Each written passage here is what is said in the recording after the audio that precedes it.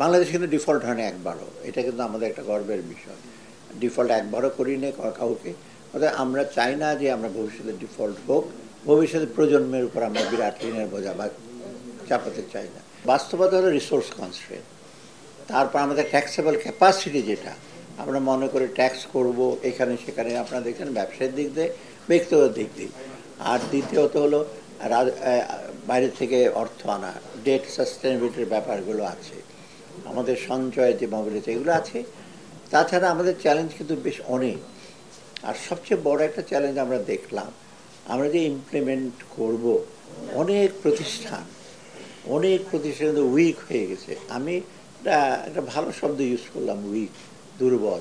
আর দুর্বল হয়েছে না দুর্বল করা হয়েছে সেটা আপনাদের ব্যাপার, আপনারা দেখেন খুব ডিফিকাল্ট হচ্ছে আমাদের জন্য লোকবল বা হিসেবে।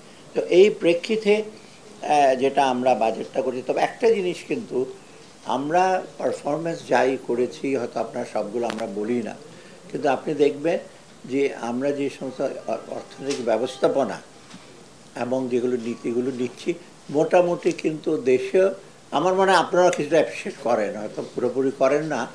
আপনার গ্লাসের অর্ধেকটা দেখেন আর বলে অর্ধেকটা পানি থাকলে আরও ভালো হতো, উইচ ইজ ট্রু। কিন্তু যারা একেবারে অবজেক্টিভ অ্যানালাইসিস করে তারা কিন্তু সবাই সর্বতভাবে স্বীকার করে। আমি একটা এক্সাম্পল দিই। পরশু দিন আমি মেসেজ পেলাম এডিবি $900 মিলিয়ন আমাদেরকে অ্যাপ্রুভ করেছে, তাই না? 500 আর $400 মিলিয়ন। গতকাল ওয়ার্ল্ড ব্যাংক $500 মিলিয়ন অ্যাপ্রুভ করেছে। আচ্ছা, তারপরে ওফিড 110 মিলিয়ন, আমাকে তো লিস্ট দিয়েছে। তারপরে জাইকা $414 মিলিয়ন। তারপরে এখানে আছে এআইবি দেবে আপনার $400 মিলিয়ন। যাক, ইতিমধ্যে এটা কিন্তু জাস্ট একেবারে হাল নাগাদ খবর যে অর্থায়নটা যেটা এসছে, মেইনলি এটা বাজেট সাপোর্ট আসছে, সেটা প্রায় 2.3 বিলিয়ন।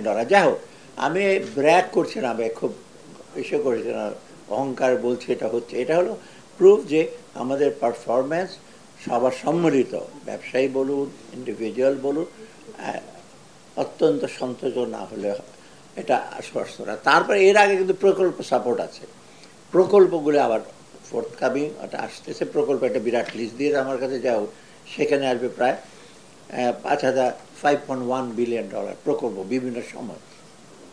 সেটা বড় কথা না যে আমরা হল কি খুব খারাপ ম্যানেজ করলে বা আমাদের উপর যদি কনফিডেন্স না থাকে, ডেফিনেটলি বাইরের যারা সংস্থা তারা করতো না। এখন প্রশ্ন হয়তো আপনারা অনেক সময় লিখবেন, অনেক অর্থনীতিবিদ আছে তো, বলো এই দেশ দেনায় জর্জরিত হচ্ছে, দেনায়। আমরা এইটা লক্ষ্য করছি আমরা খুব বেশি দেনা না করি, এবং সেটার জন্য আমরা ডেট সাস্টেনেবিলিটি, বাংলাদেশ কিন্তু ডিফল্ট হয় না একবারও, এটা কিন্তু আমাদের একটা গর্বের বিষয়। ডিফল্ট একবারও করি না কাউকে। অর্থাৎ আমরা চাই না যে আমরা ভবিষ্যতে ডিফল্ট হোক, ডিফল্টার হই। সেকেন্ড হলো ভবিষ্যতে প্রজন্মের উপর আমরা বিরাট ঋণের বোঝা বা চাপাতে চাই না। আর থার্ড কনসিডারেশন আমাদের হলো যে একটা ভ্যালু ফর মানি, যে টাকাটা আনবো সেটা ইউটিলাইজ যেন করে। এই 5 টাকা দিয়ে আনবো, 2 টাকা ইউজ করবেন আর 3 টাকা চলে যাবে অন্যখানে, তবে আপনি ইসে করতে পারবেন না, কি জানি বলে, শোধ দিতে পারবেন। ব্যাংকে যেটা হয়, 10 কোটি টাকা নিলে 3 কোটিতে 6 কোটি টাকা গুলশান একটা বাড়ি কিনলে 4 কোটিতে ইন্ডাস্ট্রিতে লাগাবেন, ডিফল্ট করেন। এটা আমি অনেক জানি, আমার পার্সোনাল অনেক জানাশোনার লোক আছে, বাড়ির পর্দার পেছনে খরচ করেছে 15 লক্ষ টাকা, এটা ব্যাংক থেকে দিয়েছে লোন।